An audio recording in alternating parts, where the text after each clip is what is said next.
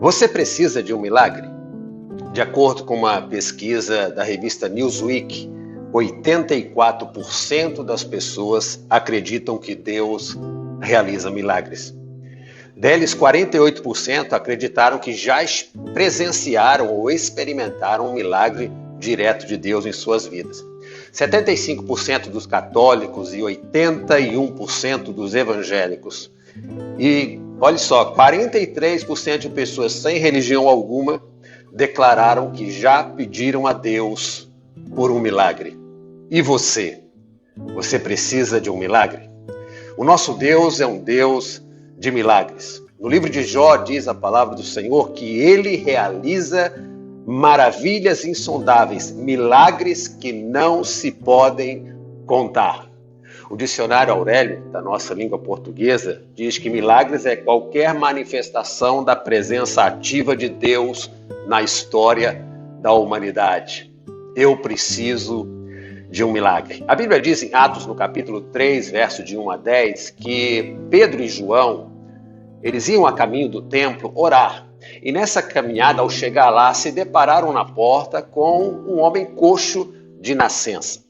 Esse homem todos os dias era levado para a porta do templo para poder viver da esmola das pessoas que entravam na casa do Senhor para adorar e orar. E a Bíblia diz que quando ele olhou para Pedro e João, ele pediu uma esmola aos dois apóstolos, discípulos de Jesus. E Pedro, olhando firmemente para ele, olhou para ele e disse o seguinte: olhe para nós, diz aqui a palavra do Senhor. E o coxo nessa hora esperou receber alguma coisa, uma esmola dele. Então Pedro diz o seguinte: não tenho prata, não tenho ouro, mas o que eu tenho eu te dou. Em nome de Jesus Cristo, o Nazareno, levanta-te e anda. Diz a Bíblia que esse homem entrou com os dois homens de Deus no templo, andando e saltando e louvando a Deus. E todos se abismaram e se assombraram, ficaram assustados com o que acontecera, porque todo mundo dentro do templo conhecia a história daquele homem. Fernando Pessoa diz uma frase muito interessante. Ele diz que cada minuto que passa é um milagre que não se repete.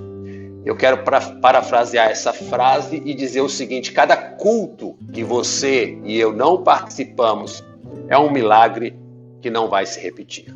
O que tem a ver o culto, pastor, com essa reflexão?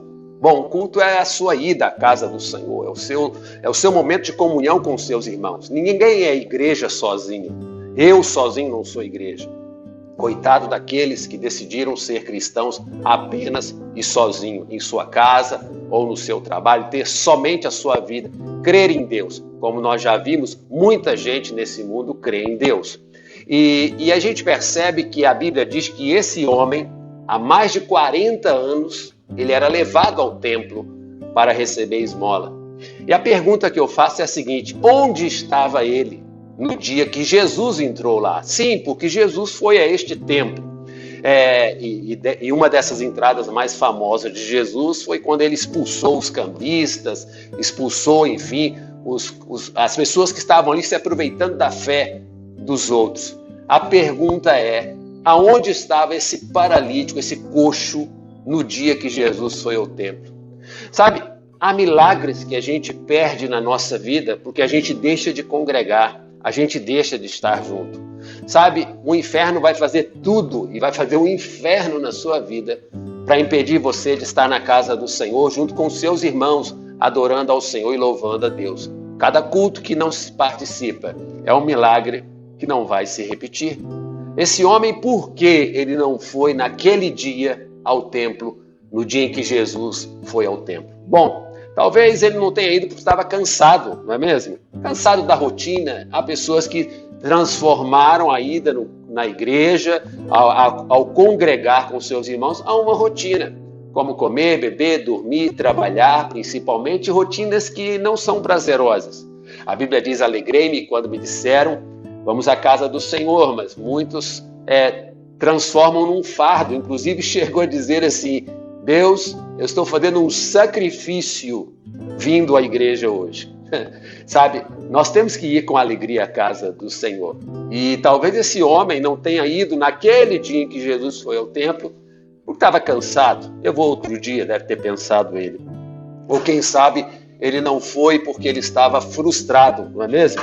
Frustrado de tanta espera, de esmolas, de benfeitorias, daquilo que as pessoas poderiam dar a ele. Há pessoas que realmente não vão, porque elas se frustram muito. Elas estão cansadas de esperar dos outros alguma coisa. É o que diz a Bíblia. Ele olhou para Pedro e João e esperava receber deles alguma coisa. Será que não está na hora de você focar os seus olhos em Jesus, o autor e consumador da nossa fé?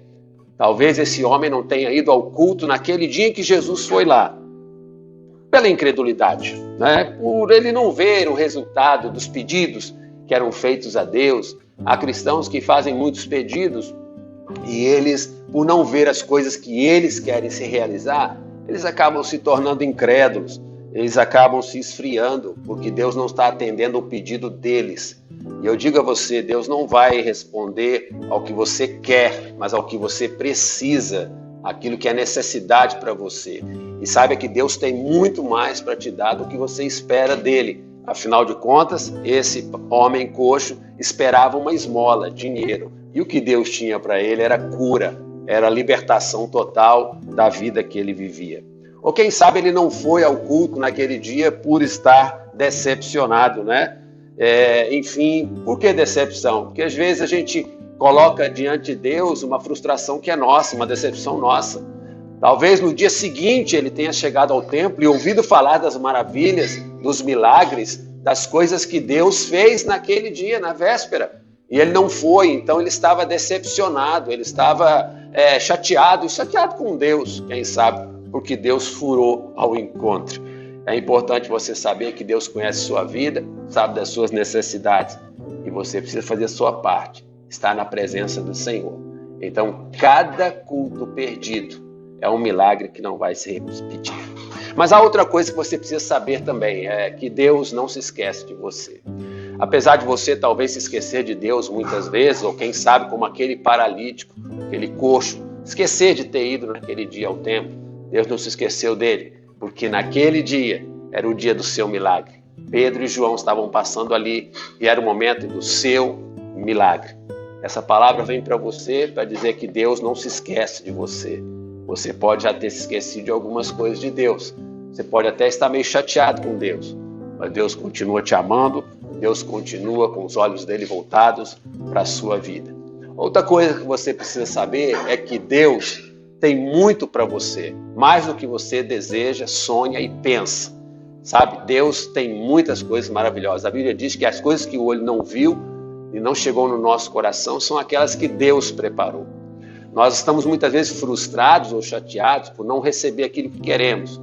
E isso nos leva a negar, a virar as costas para as coisas que Deus tem para as nossas vidas. Então saiba de uma coisa, Deus tem muito para você, mais do que você pensa. O paralítico esperava uma esmola, acabou recebendo a cura para a sua vida. E para terminar, você precisa dar um passo de fé. Se você precisa de um milagre, precisa dar um passo de fé.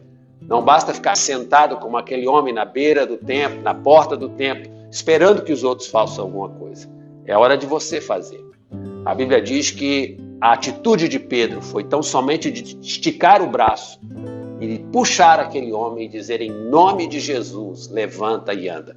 E diz aqui o texto que logo que ele se levantou com um salto, então se firmou o seu joelho, seus pés estavam firmes agora. Que bênção maravilhosa. É a hora do seu momento, o seu momento de dar um passo de fé. Você está esperando muito do pastor, da igreja, dos irmãos. Seu milagre virá do Senhor. Não espere milagres de onde não virão. Os milagres não virão das pessoas, virão de Deus para a sua vida. Se você precisa de um milagre, saiba que o milagre é o que Deus tem para você. Amém? Deus te abençoe. Até a próxima.